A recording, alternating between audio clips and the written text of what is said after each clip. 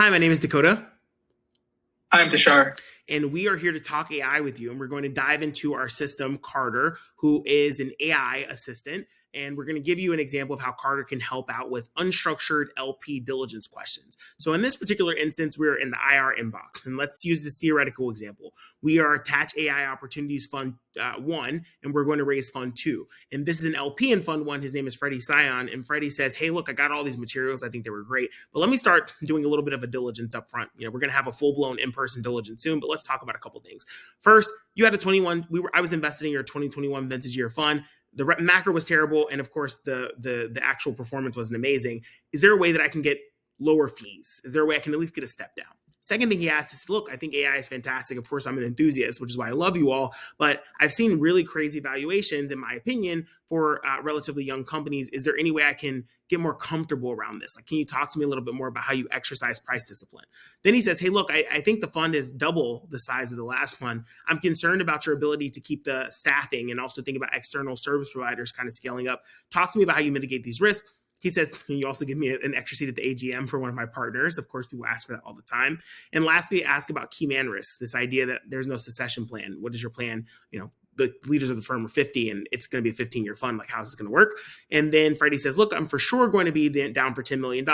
He has typos here. So I think it's important to show the AI's systems resilience. But also I could go up higher depending on how these questions kind of come back. Ultimately, you all decide to talk tomorrow at 2 p.m. and you wake up the next day and say, I have this meeting with Freddie Sion. I think it's going to be great, but I need a brief. Carter, can you please give me a briefing? Carter goes in, and importantly, Carter reaches not just across these emails where he's connected, but across any system he's connected to. CRM, various unstructured notes that you have done, and we flagged that Freddie Sion to. Any Slack communications that you forwarded to him. Anything where you have had AI saving down meeting notes and enrich the calendar with this. All of those things feed into the context that Carter has, and Carter's able to come back with specialized, personalized communication to Freddie about his concerns. So he says, hey, Freddie's first concern was about underperformance of the fund. It makes sense. This is what Freddie said. So Carter always comes back and explains sources that he has for all the things he says.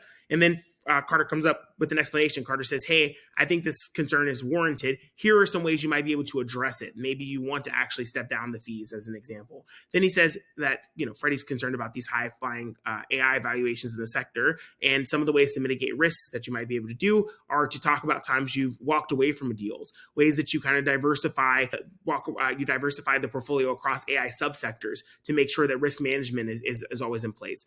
Importantly, again, Carter is taking this not from anything that you've necessarily said, even though, of course, the more communications that you've said around this will continue to help inform how Carter's thinking about it. But Carter is fine-tuned and trained to understand these nuances about IR and about investor communications and firm policies and procedures and all the governing documents. And that's basically how Carter's able to come to these conclusions, giving your specific context here with Freddie. Further, Carter goes in and starts to talk about this doubling the size of the fund. Well, there are a couple of things that help mitigate this. 2 new partners have come on board, bolstered, sort of the back office and other sort of teams and external service providers. So again, Carter is giving you talking points to really mitigate the concerns Freddie has so that you're not scrambling around trying to look through all of these documents and figure it all out, which is saving you a lot of time and effort. The next piece here is, of course, you want to give Freddie a seat at the AGM. He seems like he wants to commit to your new fund, and he's been a long-time LP, so why not honor his request? And then kind of starts talking about key man risk, right? And other reasons why Freddie might care about this and ways you might mitigate those concerns. Like the overzealous assistant that Carter is, he also gives a briefing. We've trained him through lots of examples on what briefing should look like, and so this is a pretty succinct one, but we can also adapt this to the way that you like to see your briefings, and we can talk about that. So in this case, the type of firm, AUM, investment focus, all of these things, and then conversation starters. So for example, I see that you're also a sailing enthusiast. What are some ways that we might, talk about that?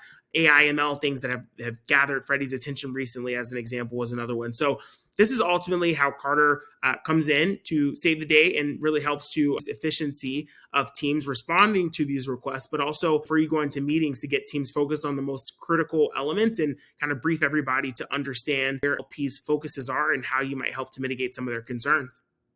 So that is all for us. Thank you. Thank you.